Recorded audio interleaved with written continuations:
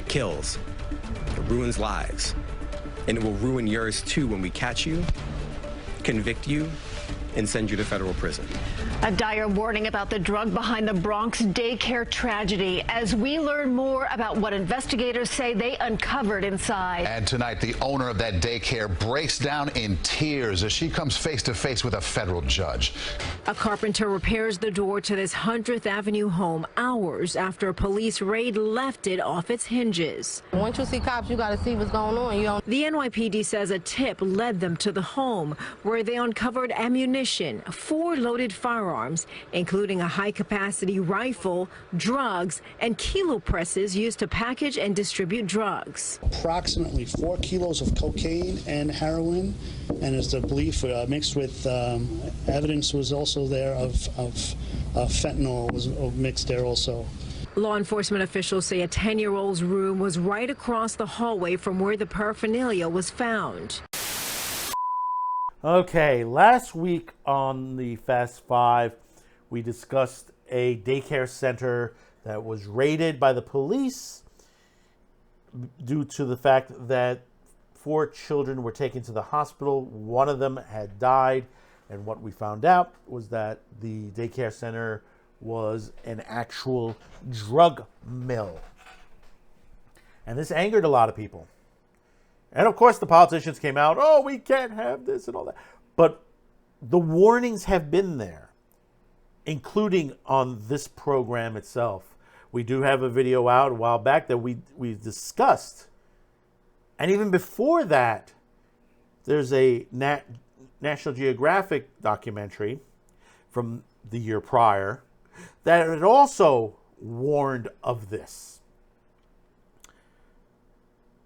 That basically there are those out there, whether they are part of MS-13, the Mexican drug cartels, Colombian drug cartels, influence from China, or anywhere else that deals with drugs, that basically they're building factories in our neighborhoods throughout the United States. And we've warned that Bronx has been one of the center points for that. But while this story was continuing to unfold, a second raid has happened a couple of days later in Queens, where another drug mill in a home, mind you,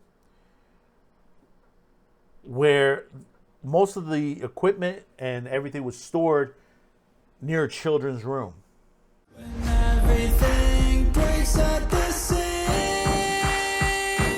and you feel like you're losing belief, well, damn it, you just gotta stay strong when it all falls apart and goes wrong, when you feel let down and so lost and it feels like you can't hold on.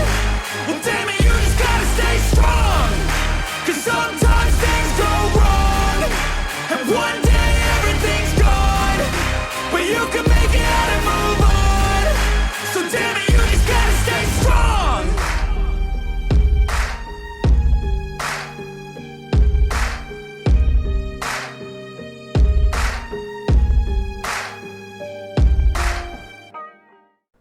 Well, like I said, last week on we briefly touched base on Fast Five of the Bronx daycare center, Divino Nino Daycare, which basically 2 of the people involved have been arrested. They've been hit with local charges, murder, also federal charges have been charged as well, federal drug charges.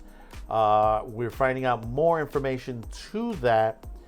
And also we've had a second raid go on a couple of days later on the 20th, which it was another stash house, and 5 were arrested there. But let's read a little bit into the first part of this. The owner of the Bronx daycare center, where a toddler died from a fentanyl exposure, has been hit with federal drug charges. With the court papers unsealed past Tuesday, revealing that she allegedly deleted more than 20,000 messages to her still wanted husband and tipped him off to the cops were looking for him.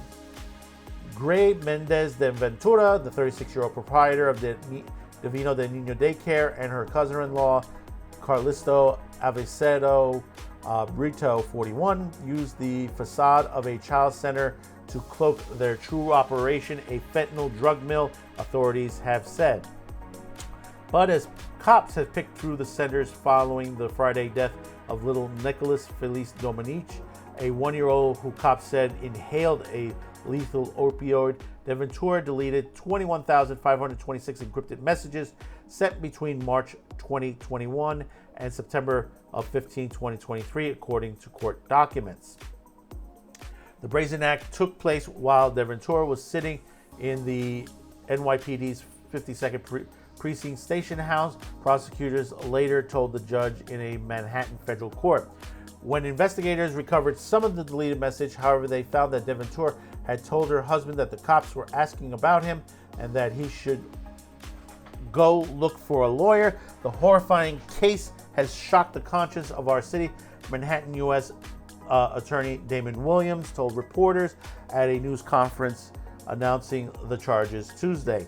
Drug dealers selling fentanyl or cutting it into other drugs without buyers' knowledge should stop pushing this poison, Williams added. They're not going to stop. They don't care. It ruins lives and it will ruin yours when we catch you, convict you, and put you in federal prison. Frank Tariento, a special agent in charge of the Drug Enforcement Administration New York Division, said that every New Yorker should be outraged by both the Bronx episode and the fentanyl scourge nationally. Fentanyl is a killer, he told reporters, adding that the synthoid opioid, which is at least 50 times stronger than heroin, is now everything and everywhere, killing victims instantly, indiscriminately. Fentanyl is the most urgent threat to our nation, Tarantino said. And that is correct. And the thing about it is, the other thing they didn't put on there, I don't know if they found any tranquilizer, that they've been adding to the fentanyl as well. Because, that has been going on, and the nightmare that's going on in New York, San Francisco, and down in Philadelphia is continuing. And, of course, a couple of days later, we had this issue that came across. Court, the third still on the run tonight. And this comes as NYPD makes another fentanyl bust involving a child. Investigators say they found the same drug just feet from the bedroom of a 10-year-old in his home in Queens.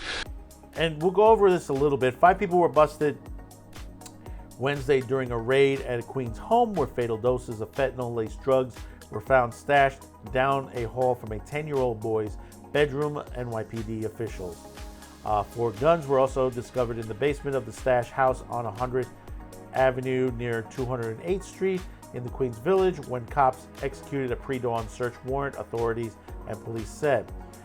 Cops unearthed 4 kilos of cocaine and heroin believed to be mixed with fentanyl down the hall from when a young boy slept, said Deputy Chief Jerry O'Sullivan, commanding officer of the Queens South Detectives Bureau at an afternoon press conference. See, and the thing is, these people were heavily armed, and basically they had the drugs there in the home. This was a factory. This was another factory. Understand this. How many more of these factories are in New York? A lot more. And it's not only fentanyl, it's also we've heard crack come back into the fold again. Marijuana, and you may say, so, well, isn't marijuana legal to grow and use? If you have a license. These are unlicensed people that have bought homes. Like I said, we saw this on the Nat Geo documentary from last year. We showed a clip of it, that they're creating grow sites built into homes.